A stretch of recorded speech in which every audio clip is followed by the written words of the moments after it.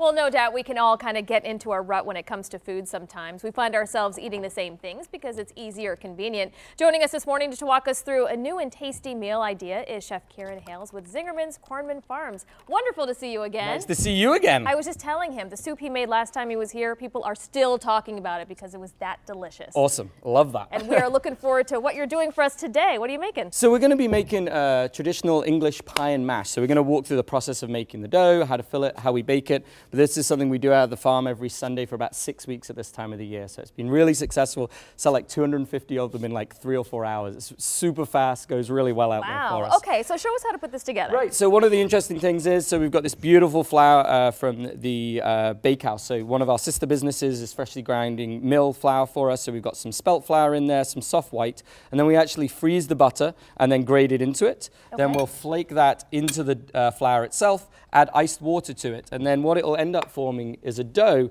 that's got those large chunks of butter in there. So what it means is when it bakes, all that butter melts away, creates a really flaky, crisp dough, which you'll get to appreciate in a hot second. Yes, trust me, I'm eyeing that. But so that's why it's a good idea to freeze and grate like that. And so for us with the pie crust, one of the interesting things, this was poor people's food in London. So there's all these pie and mash shops around London, and what they actually did was they'd make do with all that they had. So actually the mold we use to line our pie rings is our vinegar bottle we use for it. Nice. So we'll roll out the dough. We've got these lovely handy dandy guides. We use this with all the staff just so you get your thickness correct as you're rolling out the dough. So it defines the circle and the thickness that just can't go any thinner.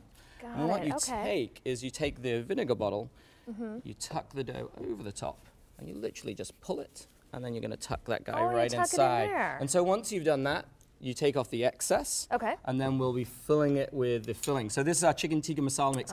Takes about 7 days to make, so not something for a quick TV demo as far as it goes, but this got all the great flavors in it. And for us as Brits, Indian food is probably more popular than even fish and chips for us. I know. So my people love all of that game. So then we're going to place the lid on, going to crimp the top, and then we'll seal her all up.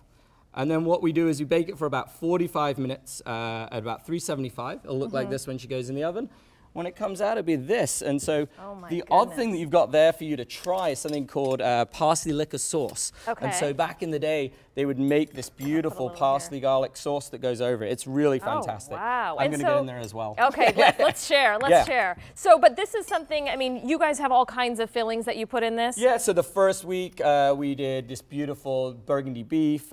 We did leek and tarragon, and we did steak and Stilton, which is the one I've got over here for everyone else in the team to have a taste of. But we've got 2 more coming after the chicken tikka this weekend. We've got beautiful bacon and hominy and pea and ham. We're also doing a vegetarian chestnut and mushroom one as well. So lots of good stuff in there for us. Delicious. So savory. Savory pies, yeah. And tell us about your pop-up shop while I give this a taste. So the pop-up shop is every single Sunday. It starts at 4:30 till 7 every Sunday. So I get to disappear from my 2 little kids pretty successfully. So I got a 4-year-old who turns 4 today. So it's his birthday today, which is kind of cool.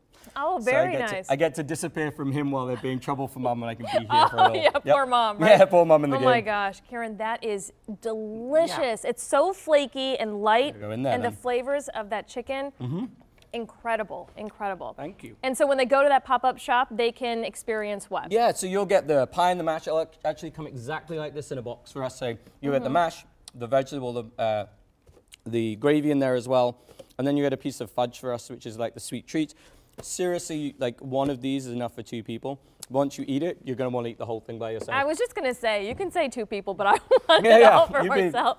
Tell us where you guys are located and where you can find out more information. So we're in Dexter, which is probably about 50 minutes from Detroit for us on a regular basis. And so for us, we're at 4:30 till 7, and it's going to be in Dexter. So if you look us up, it's going to be www.zingerman's Cornman Farms /pie mash. You can get us booked up. Well, we love having you. Thank you for coming in. We'll make sure the recipe's on our website, WXYZ.com. Just check the scene on 7th section.